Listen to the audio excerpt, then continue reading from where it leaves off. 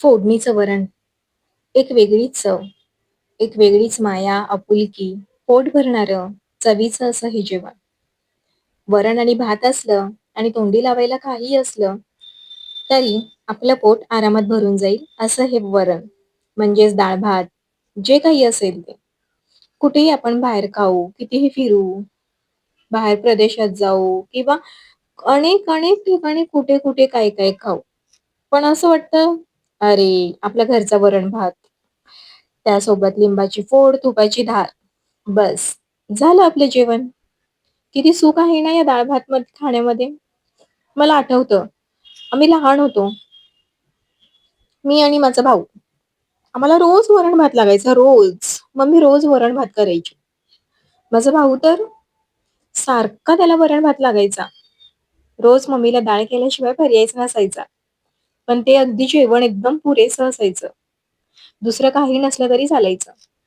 मला तर आठवतं तो मोठा झाल्यावर सुद्धा कॉलेजमधून एखादा वडा आणायचा, नुसता वडा बरं का. आणि वरण-भात केलेला असेल, की तो वरण-भात आणि तो वडा, अगदी जेवण पुरेसं व्हायचं. किती मस्त ना? आताच खरडा म्हणा, मिरचू किंवा एखादा तळलेला माशाचा तुकडा. येस, वरण-भात, माशाचा तुकडा किंवा कोणताही फ्राय केलेला मच्छी. आम्ही मुंबईत राहत असल्यामुळे आम्हाला मासे खूप आवडायचे. खूप आवडतातही. खूप मस्त अशी चव त्या माशांची आणि वरण-भात. मी तर नुसता भात आणि मासे असं देखील खायचे.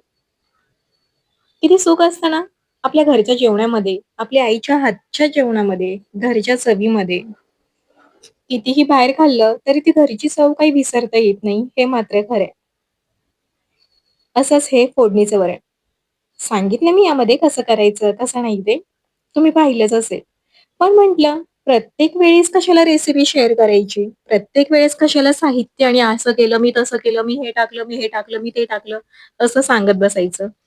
काही पदार्थांच्या आठवणी देखील असतात.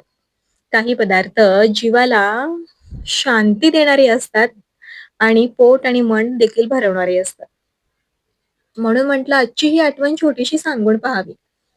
मला असं वाटत नाही की कोणाला हे डाळ, वरण आवडत नसेल. सगळ्यांनाच आवडत असेल. तर म्हणूनच आज हा डाळ-भाताचा वरणाचा बेत. मस्त असं डाळ-भात आणि मी केला आहे मस्त असा मिरचीचा ठेचा म्हणजेच खरडा. झालं जेवण. मस्त डाळ-भात आणि खरडा. तोंडी लावायचं आणि मन भरून, पोट भरून जेवायचं. कसं वाटलं मग? आजचा व्हिडिओ आहे की नाही छान-छान? अशा छान-छान रेसिपींसाठी, काही आठवणींसाठी सबस्क्राईब करायला विसरू नका. परत भेटूयाच. तोपर्यंत बाय बाय.